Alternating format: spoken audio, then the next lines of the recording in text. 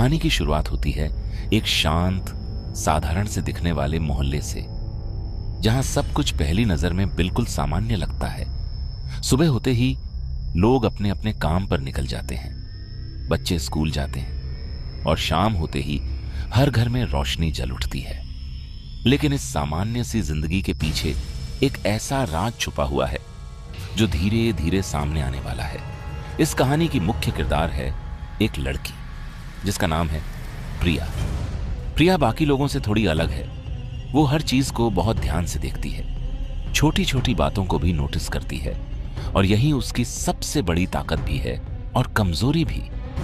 जहां बाकी लोग किसी भी घटना को जल्दी भूल जाते हैं, वहीं प्रिया हर चीज को अपने दिमाग में जोड़कर समझने की कोशिश करती है। कई बार लोग उसे कहते हैं कि वो ज्यादा सोचती है, लेकिन उसे खुद पर भरोसा होता है कि जो वो देखती है वो बेवजह नहीं होता। प्रिया की जिंदगी पहले बिल्कुल सामान्य थी, लेकिन सब कुछ बदलता है उस दिन जब उसके पड़ोस में एक नया आदमी आकर रहने लगता है। उस आदमी का नाम होता है राघवन। राघवन पहली नजर में बहुत ही शांत और साधारण इंसान लगता है। वो किसी से ज्यादा बात नहीं करता, हमेशा अपने काम से काम रखता है और लोगों से दूरी बनाए रखता है।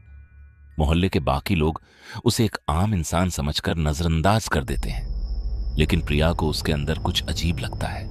वो नोटिस करती है कि राघवन हमेशा रात के समय बाहर जाता है और सुबह से पहले वापस आ जाता है। कई बार वो भारी बैग लेकर आता जाता दिखता है और उसकी हर हरकत में एक अजीब सी सावधानी होती है, जैसे वो कुछ छुपाने की कोशिश कर रहा हो। शुरुआत में प्रिया इस बात को ज्यादा महत्व नहीं देती, लेकिन धीरे धीरे उसकी जिज्ञासा बढ़ने लगती है। एक दिन मोहल्ले में खबर फैलती है कि एक आदमी अचानक गायब हो गया है। लोग इसे एक सामान्य घटना समझकर भूल जाते हैं। कोई कहता है कि वो शहर छोड़कर चला गया होगा, कोई कहता है कि वो किसी काम से बाहर गया होगा, लेकिन प्रिया को यह बात अजीब लगती है। वो उस आदमी के बारे में सोचती है और उसे याद आता है कि उसने उसे आखिरी बार राघवन के घर के आसपास देखा था। यहीं से प्रिया के मन में शक गहराने लगता है। अब वो राघवन पर नजर रखने लगती है, उसके आने जाने के समय को नोट करती है, उसकी गतिविधियों को समझने की कोशिश करती है। कुछ दिन बाद एक और इंसान गायब हो जाता है। अब प्रिया को यकीन हो जाता है कि ये कोई सामान्य घटना नहीं है।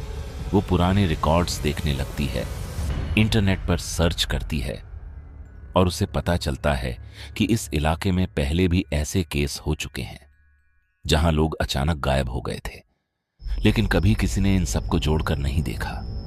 अब प्रिया पूरी तरह से इस मामले में जुट जाती है।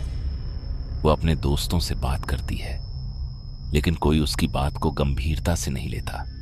लोग उसे कहते हैं कि वो बेवजह डर रही है और उसे अपने काम से काम रखना चाहिए, लेकिन प्रिया हार मानने वालों में से नहीं है। एक रात वो तय करती है कि अब वो सच्चाई जानकर ही रहेगी। वो चुपके से राघवन का पीछा करती है। रात का समय होता है, चारों तरफ सन्नाटा, और उसी सन्नाटे में राघवन अपने घर से निकलता है। उसके हाथ में एक बड़ा बैग होता है। प्रिया धीरे धीरे उसका पीछा करती है ताकि उसे पता चल सके कि वो कहां जा रहा है। राघवन जंगल की तरफ बढ़ता है और एक सुनसान जगह पर जाकर रुकता है। प्रिया दूर से यह सब देखती है और उसकी धड़कन तेज हो जाती है। राघवन जमीन खोदना शुरू करता है। यह देखकर प्रिया के होश उड़ जाते हैं। उसे समझ आ जाता है कि मामला बहुत गंभीर है, लेकिन अभी भी उसके पास कोई पक्का सबूत नहीं होता। अगली रात वो फिर से वही करने का फैसला करती है, लेकिन इस बार वो अपने साथ कैमरा लेकर जाती है। वो छुपकर राघवन के घर के पास पहुंचती है और मौका देखकर उसके घर के अंदर घुस जाती है। घर के अंदर का माहौल बेहद डरावना होता है। हर तरफ अंधेरा, दीवारों पर अजीब निशान और एक अजीब सी बदबू।